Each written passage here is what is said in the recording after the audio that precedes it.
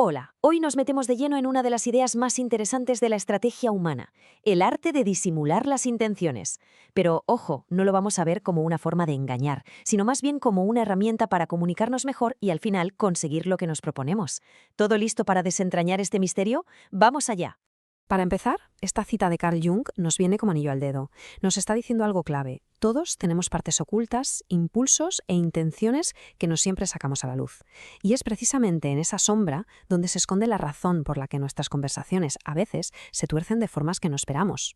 A ver, pensemos un momento. ¿A quién no le ha pasado alguna vez? Lanzas un comentario sin maldad ninguna y de repente un compañero de trabajo se lo toma mal. O inviertes toda tu energía en un plan que parecía perfecto y acaba siendo un desastre total. Bueno, pues estas experiencias, que nos suenan a todos, no son fruto de la casualidad. Nacen de un cortocircuito entre lo que creemos que estamos comunicando y lo que los demás están percibiendo de verdad. Y aquí es donde entramos en lo que podríamos llamar el juego oculto, porque nuestras interacciones son mucho más que un simple intercambio de palabras. Por debajo de la superficie hay todo un mundo de fuerzas psicológicas, de emociones y de motivaciones ocultas que en realidad son las que mandan. El autor Robert Greene nos da aquí una pista fundamental.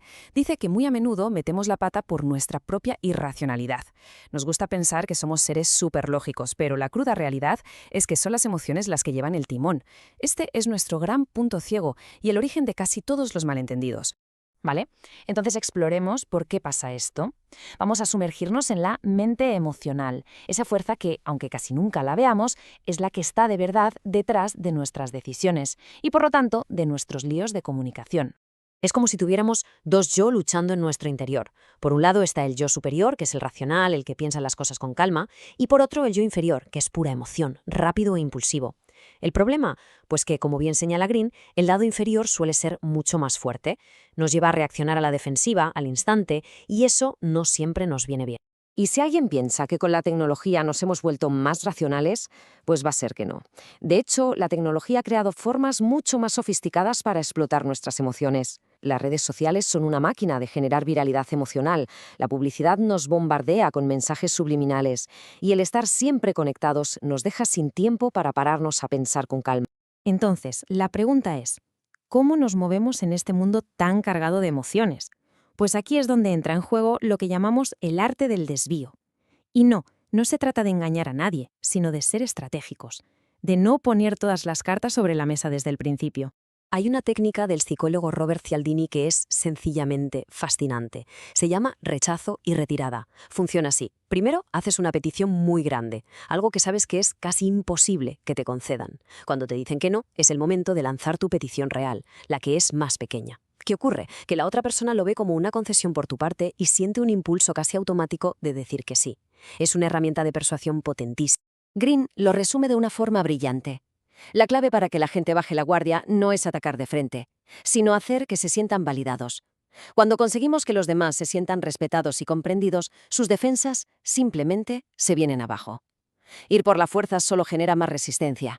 Y aunque parezca un cambio de tema radical, este principio del legendario samurái Miyamoto Musashi en el fondo habla de lo mismo.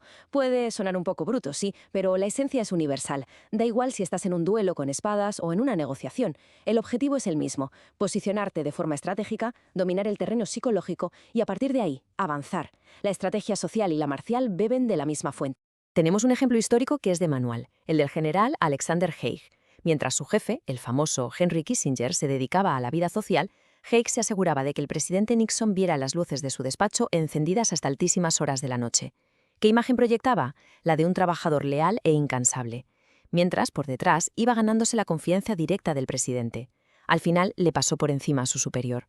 Una auténtica clase magistral de cómo disimular la ambición. Bien, ya hemos visto cómo se ocultan las intenciones. Pero, ¿y si estamos en el otro lado? Ahora toca pasar a la defensa. ¿Cómo podemos aprender a ver más allá de la fachada que nos presentan los demás? Para entender qué mueve de verdad a una persona, hay que aprender a mirar más allá de lo evidente.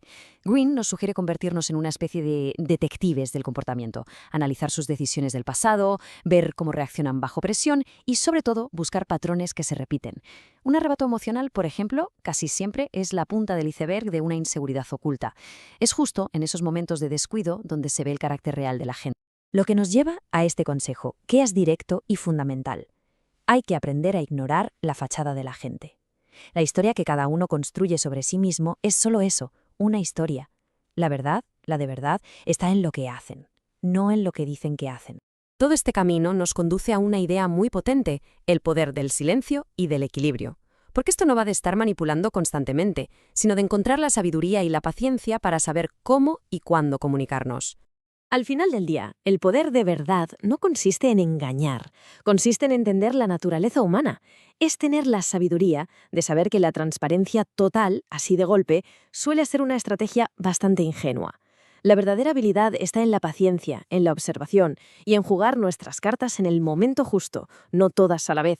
Y con esto llegamos al final, dejando una pregunta en el aire. En esta cultura nuestra, que parece premiar el compartirlo absolutamente todo, ¿cuál es el coste real de ser siempre un libro abierto? ¿Dónde está la línea que separa la honestidad de la estrategia? Bueno, pues la respuesta, como casi siempre, está en la reflexión de cada uno. Ha sido un placer analizar estas ideas. Hasta la próxima.